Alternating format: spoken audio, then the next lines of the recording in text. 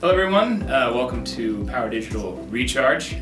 This is the place where we cap the goings-on of last month in digital marketing. We have already covered the Penguin 4.0 update, and if you want to learn more about that, there's some phenomenal resources that you can find on our YouTube channel. But for right now, we're going to be talking about some of the stuff that Facebook's doing, and I thought that there was no better person to pull in to talk about these new updates than Officer Mike Opera. He's the director of our social media department here at Power Digital. And yeah, to get started, Mike, talk to us a little bit about Facebook Marketplace and things that are going on in the Facebook world. Yeah, so Facebook recently just launched the Facebook Marketplace and Facebook Workspaces. So that's a really big initiative on Facebook's end. But before I jump into that, I want to take a few steps back and look where Facebook's been going. So let's start with the Facebook graph search. Facebook's been trying to keep us within their platform forever now. I mean, it's not really a secret. And so one thing that they initially had released was that graph search. You can look up people who like pages of this, or friends who like pages like this, or particular interests. So it's really good for research as an advertiser.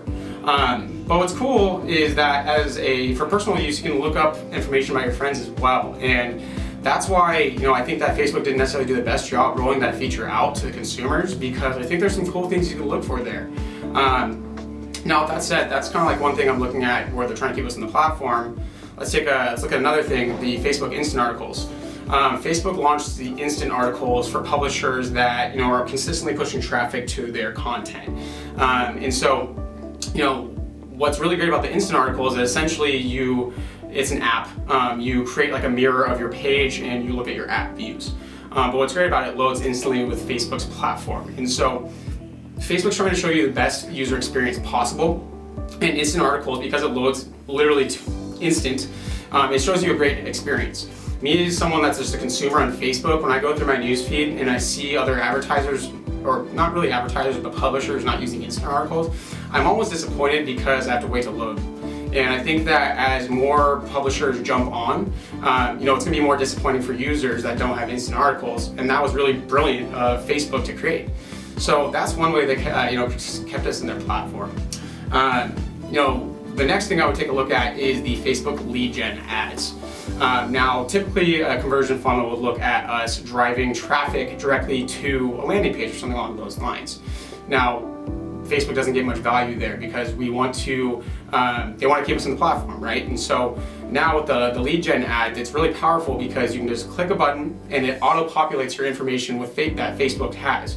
If I go click a register form, it's going to bring up Mike Opera, it's going to bring up my address, my phone number, and everything. It's less time to think from a conversion perspective, and that's what's really great about the lead gen ads. And so that's one way that they're keeping us in there, incentivizing customers to use their lead gen ads and keep users in the Facebook platform as well. So it's really powerful, and what we can do as well is create funnels based off of that. People that opened up your lead format that didn't convert, maybe you want to send them to the landing page at that point. Maybe you need more information, or vice versa. Maybe your landing page didn't convert very well and you want to try to get people to the lead gen form. There's stuff that's really cool there. And it's something that I didn't really like the lead gen ads at first because there wasn't integrations with email. But now as more companies get into the space, connect leads, add Espresso, we can now connect lead magnets. Someone that fills in their form, auto-populates their information into a Facebook ad, they'll get emailed with the exact PDF that they wanted. So, I think that's another example to think about from an advertising perspective, Facebook keeping us in their platform. The next thing I'll talk about is the Facebook Canvas ads. Yep. That's really, really powerful as well. I didn't like it at first either because the feature and functionalities weren't that great, but now it's really, really beneficial. Essentially what the Facebook Canvas ads is a instant landing page builder within Facebook's platform. Really easy to use, drag and drop, very similar to something like an Unbounce, very similar to something like a lead pages, but it's even easier to use. It's really cool. And so what we found with that, I didn't really like it at first because we couldn't retarget off of that. It doesn't really make sense to me to shoot people to a Canvas ad within Facebook if I can get my message in front of someone, but I can't figure out whether it resonated or not, or I can retarget them. But now you can retarget on the Canvas two different ways.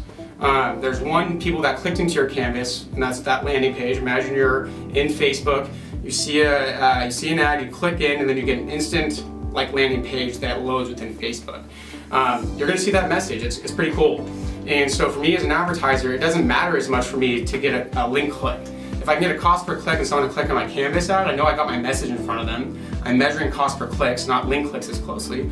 I can retarget that individual with another message. I can further qualify that individual by looking at the ones that actually went to the canvas and clicked out to the website, and I can infer they got a lot more information. So it's really, really powerful. Facebook, again, another way they're trying to keep us in the platform. People that got on Canvas first are winning right now because they're able to get a lot of their message in front for fractions of a cost for a website click. So it's pretty cool. The other thing I would mention is the Facebook store integration. That's just another classic way of them trying to get us into the platform. Now as a store or as a company, as a brand, you can update your product feed into your organic integration. And that's really cool because, as I mentioned with the lead gen ads, Facebook has a lot of information on you. They know who you are, they know your information, they know your shipping address potentially, they know all that stuff. And so if you're shopping online with Facebook, all that's gonna auto-populate. Now, the first time you shop, you're gonna have your credit card, you're gonna have to put that in. But moving forward, if you shop and put that credit card in successfully, they'll have that on file. So now shop for something else. Really not much time to think in the customer decision cycle because you're just pressing a button. You're not putting your card in, there's not much of that going on because that's saved. It's pretty powerful stuff, and in general it's cool because there's a social element behind it. There's a brand speaking to you. I can share that I just bought this product. It's something I don't have on Amazon. That's something I don't have on Google. And that's what's pretty cool about where Facebook's going right now. As they become very media centric, as they become very networking centric, I don't think that they're just trying to take one thing. They're not a media company. Zuckerberg said that 2 days ago. I think they're going for global domination, and I think that they definitely can do it. We knew it was coming. It's happening. We knew it was coming. And so that's where when I get into where we're going with workspaces and where we're getting with the marketplace, I think Facebook's just really smart. Right now Craigslist doesn't really have many competitors. Facebook is now entering that space. And for me on Craigslist, there's always that hesitation, who am I dealing with on the other end? And that's pretty cool about Facebook is I can see exactly who I am dealing with on their profile picture. I'll take a couple steps back. I'm gonna elaborate really quickly what the Facebook Marketplace is. The Facebook Marketplace is your personal profile. You can go and list a product just like Craigslist. So if I need to go sell my TV, it's going to say Mike Opera, listing my television. It's going to be local, and if I'm looking for a television locally on Facebook, I can see Mike Opera's television. And that's really cool because in general, think about all the theft that's on Craigslist. I want to know who I'm dealing with, and it's pretty cool Facebook can do that. As I mentioned, Facebook's trying to get more search intent based, and let's say this takes off. Let's say the Facebook Marketplace takes off.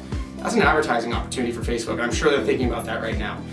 Someone searching for a TV locally, well, great. If I'm a TV company and I see someone searching for a TV locally and I can get them next day in their hands, I'm gonna list my ad there. And now Facebook's becoming search intent based, which is something that we haven't had. It's always been brand building. It's always wanted to do that. Yeah, exactly. Yeah, and that's what's really cool because I think they're making all the right moves.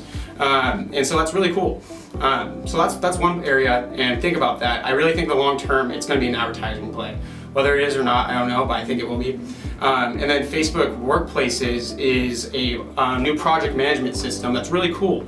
It's a lot like Asana, a lot like a Basecamp, but picture a Facebook page and picture everyone commenting on a page. That's a project on the Facebook Asana. It's kind of like Asana, Facebook's workspaces. Now, I see that as a potential way to penetrate the B2B market. It's very difficult for us to target on Facebook B2B wise. You can definitely do it, but it's not as easy as say LinkedIn. Now we know with LinkedIn getting clicks is hard, and that's why I think in the long term, if Facebook goes advertising oriented with the workspaces, I think that's really smart of them because now we're able to target direct businesses through the workplaces, and maybe it's going to be a free offering. Maybe it's going to be something that, in general, all you got to do is see ads.